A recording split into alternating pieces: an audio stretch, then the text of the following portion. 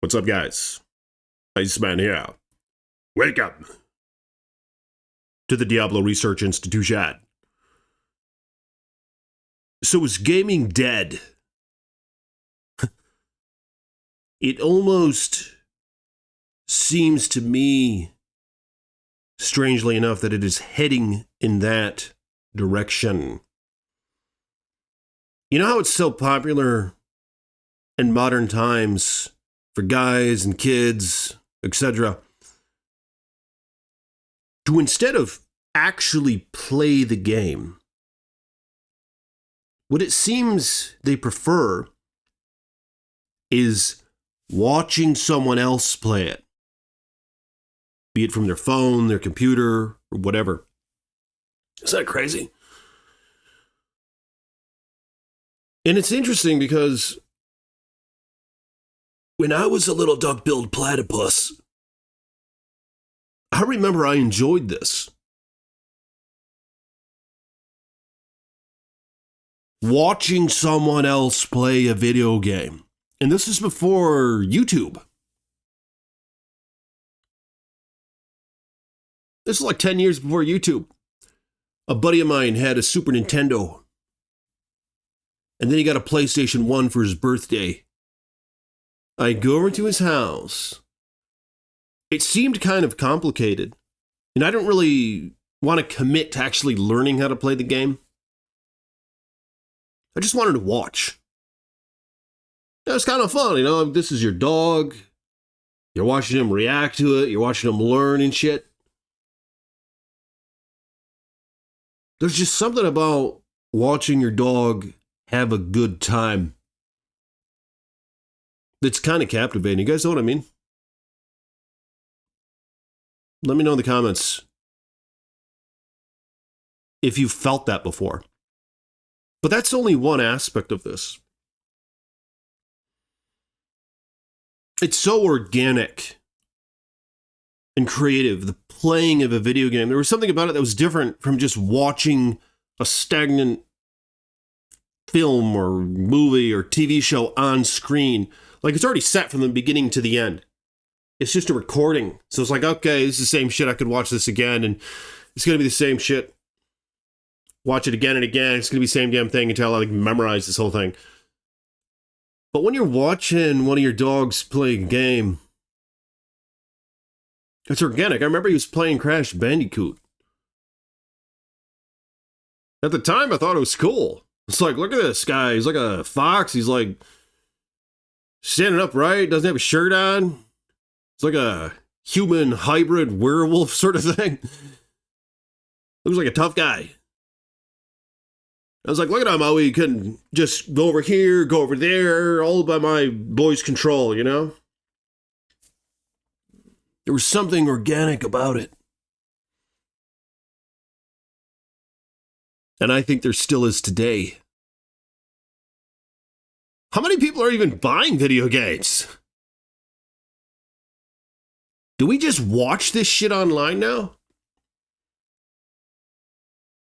And that's why I made these gaming channels. The two that I have. Because I knew there was an audience for it. And part of me still wanted to play Diablo 2. So I was like, I wonder, I should just make videos on this. Like, I'm seeing guys make videos on it. It's like, are you kidding me? They're like doing like these tutorial videos, talking about the gear. Talking about top 10 best items, top 10 rune words, top 10 unique items. Best Uber builds, this, that, and the third, you know?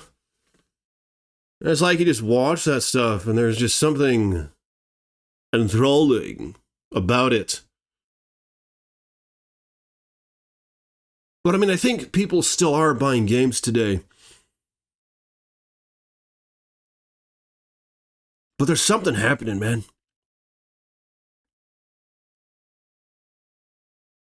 I almost feel like they're all kind of merging into the same fucking thing. Like, they're figuring out how to optimize our retention time and interest and purchasingness, you know, like all the little microtransactions. They're like figuring out how to optimize all this shit. And it's almost going up to just some singular game. And they're just like changing the visuals and calling it a different game and plastering it on something else. And at a more broken down level, I've noticed this in Diablo 4, where a lot of the builds across characters, at the end, they almost feel kind of the same. It's just a bunch of numbers splashing everywhere, fireworks going off, and that's it. Just the screen just blowing up. And it's like a lot of the same mechanics and fundamentals and cooldowns and shit just going off all the time. But they just paste over it like different visuals. But like if you're like pull away the veil, you'd be like, what the fuck? You'd be like, huh. Okay, yeah, the Spiritborn, and actually a lot like the Necromancer, how this shit works behind the scenes. It's like, I mean, yeah, they tuned up the numbers way high in the Spiritborn right now, but I mean, essentially it's the same shit going on. To me, it just seems kind of lazy. And it seems like almost something that just AI could make. Like, is AI making all these games now? They're just putting like different graphic layers over them or something. Now, I don't think that this is an all-encompassing, but perhaps it constitutes for the majority. I mean, are there exceptions? Part of me just misses the time when I could sit back and have no distractions. Like now, even if you go on Diablo 4, for example, you have the store, you have all this cosmetic shit, you have all these seasonal challenges, daily challenges, all this shit that's just like, hey, over here, over here, over here, over here. Hey, you better hurry. Hey, you better hurry. Hey, you better keep up. You know, the fear of missing out and all this and that. It's like, that's crazy. Like, because when you're playing the game, on one hand, you could put down your phone and you could turn off the YouTube video on your other screen. You could just try to focus on the damn game. But even within the game itself, there's all those distractions. It's like your phone's in the game. You know, it's like the other screen's in the game. It's like all these, hey, what about me? Come over here before it's too late. It's all in the fucking game now. And it just makes me think, what would it be like to almost force myself to go back in time? To shut off all the distractions, like right here in front of me. I'll show you guys in another video. I'm in my home theater, all right? As you can see, I got my Blu-rays back there.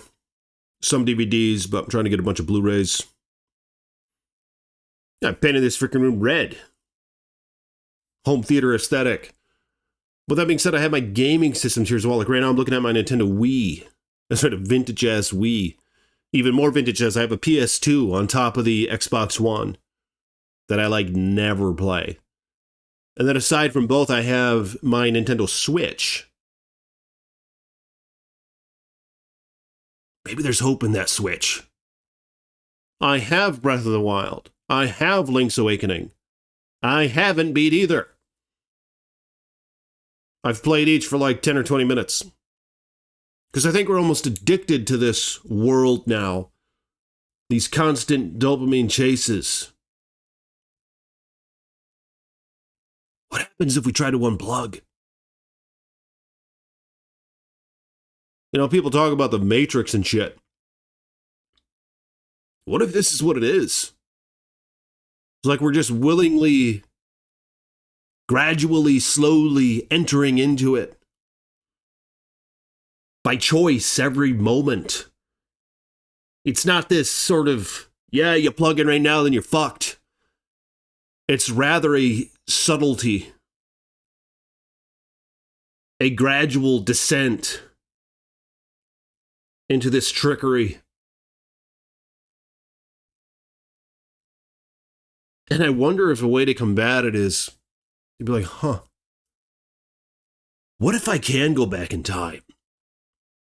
Like your back in time self would have looked ahead today and be like, wow, look at all the options, how amazing that would be. I would harness this, harness that, and I'd really enjoy myself. You probably wouldn't realize that there'd just be so much happening all at once that You almost don't even want to sit down and be in quiet and peace. Or it's hard to fight against that. But what if we could harness that energy right now?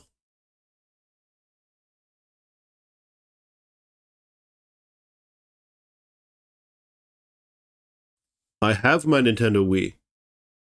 I have Zelda, The Wind Waker, stored away somewhere.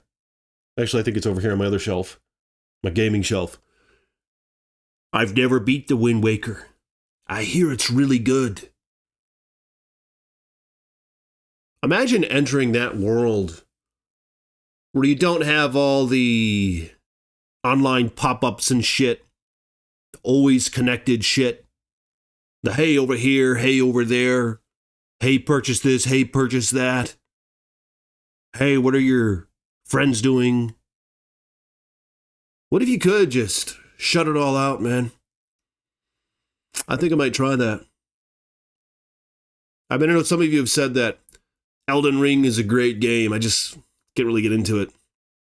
See, Dark Souls is a great game, kind of like the old school style. To The Witcher 3, which I haven't played. I need to try that out. Is that a good game? What about that God of War one? 2019 one or something like that? Been seeing these articles that say those are good games. And that is, I think, an example of what's like a story that you immerse yourself in. But I mean, even still, those are probably interconnected with all the online spam shit. But yeah, what about taking a step back? I think I might do that. And what games do you recommend I play? I'll update you guys if I make a video on this. So if you will, let me know in the comments below. Have you been feeling this? Is there something in the air that's causing us to be like, wait, am I being tricked? Wait, are these people wasting my time? Wait, is all this just the same shit behind the curtain? Maybe I need to take a step back and try to enter into that way of old. You know what I mean? Back when you like had your N64 controller. I'm a boomer. Is there anyone else who's a boomer like me? Playing Ocarina of Time. I maybe having a flip cell phone, but that was it. That thing was on the table or something. I wasn't messing with it. You couldn't really do much on them. It wasn't all the appies. You could just like text people and call people. Maybe go on the internet just a little bit, but I never messed with the internet on those things. And just play the game and be immersed in that world. Because there's something about going through the journey, the ups, the downs, the slow ups, the slow downs, and the music, and then, you know, the middle act or whatever the game, and then this and that. And when we're constantly just boosting our endorphins and dopamine and all that shit, with like the end, you know, we're just looking at the phone. What about the end? What about the end? What about the end? What about the end game? What about the end game? It seems deplenishing. It almost seems like the journey is just like music. Ooh, starts going up, and then it goes down again, and it gets dramatic and scary and dark, and then it starts going up again. It's like that slow sort of rhythm that's ascending, rather than just cutting to the chase. But I don't know. I'm curious what you guys have to say about this in the comments below. If you will, like this video. And I will see you all tomorrow. Peace be with you.